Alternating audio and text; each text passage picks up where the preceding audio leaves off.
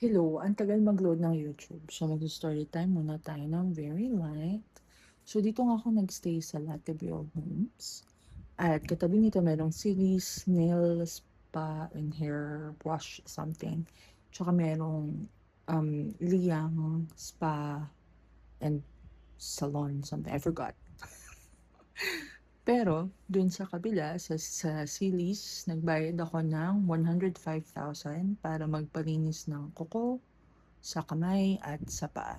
That was nice.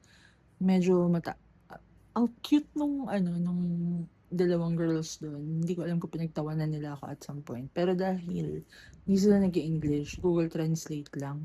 Tapos natuwa si ate doon sa aking chinelas. Ayun, ay, shoot, ang init. Okay, hindi kita. Kita ba? Anyway, yung chinelas ko kasi ay nafo-fold. Yung pink siya, tapos medyo nag-unravel nung nandun ako. So, ayun, naaliw siya doon. Tapos, ano to? Bakit ganito to? Parang mouse. Eh? Nope, not what I'm looking for. Sorry, go away, please. No, we're not doing that. God, okay. Sorry, nanonood din ako ng TV at the same time. Anyways, pagkatapos ko doon, gusto ko pa mag-spend ng pera. Bakit? Milyonaryo ako dito sa Vietnam. Bakit ba? So, doon naman sa other side is yung Liang Spa. Tapos, pumasok ako doon. Ang cute din ng dalawang girls. Yung isa, kala daw niya Vietnamese ako. Eh, kaso hindi. Pero nag-i-English naman sila doon. So, medyo mas okay. So, pinaupo lang ako for a while. Nag-prepare siya. Tapos, umakit na ako sa taas. Tapos, ayun, hair wash, may conditioner, parang may serum siyang ginawa. Pagkatapos nun, may back massage din. Tapos, hair dry din ako. Blow dry pala. Blow dryer. Tapos, something else. Basta yun, feeling prinsesa. Tapos pagbaba ko, meron silang tubig at saka yogurt. Kinain ko yung yogurt. Yung tubig konti lang, just in case hindi siya safe. Pero feeling ko naman safe yung water. Kasi why would they do that, diba? Anyway, so yun, ang saya lang kasi ang binayad ko lang dun is 140,000.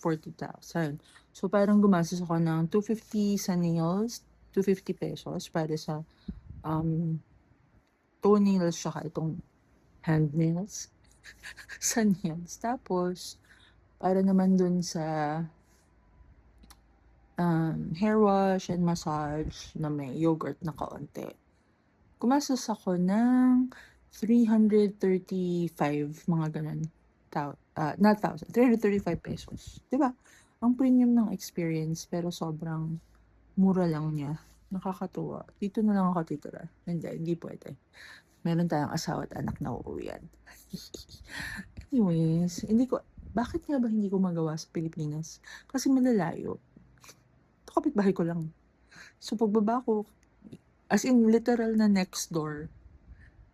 So, ano siya, Silly's Nail something, Latibel Homes, tapos yung Iyang. So, kung solo traveler ka na babae, ang saya dito.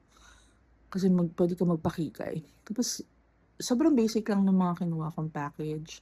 Meron silang mga hard gel thingamabob doon. Ewan ko nga kung gagawin ko yun.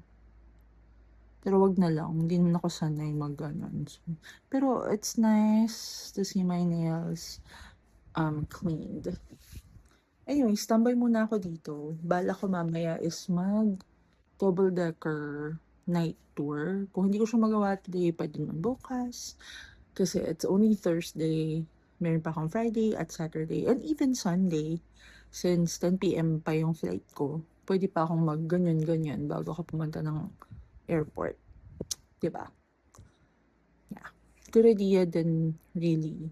Para hindi ka lagari kasi ako nung nag-Thailand. As in, sobrang meron akong mga spots na gusto kong mapuntahan. Tapos, go, go, go, go, go. Because technically, 2 days ako doon. Pero, not the full 2 days. So, parang isang araw lang talaga kung tatanggalin mo yung flight. dun sa equation. So yun, next time talaga dapat longer days ang stay mo sa place, but you don't have to be super fully packed yung itinerary. Like, nung first day, naghiga-higa lang din ako dito. Tapos mukhang maghihiga-higa lang din ako dito. And nice din naman tong Latibule Homes for the higa-higa. So, yeah. Nice. I love my stay here.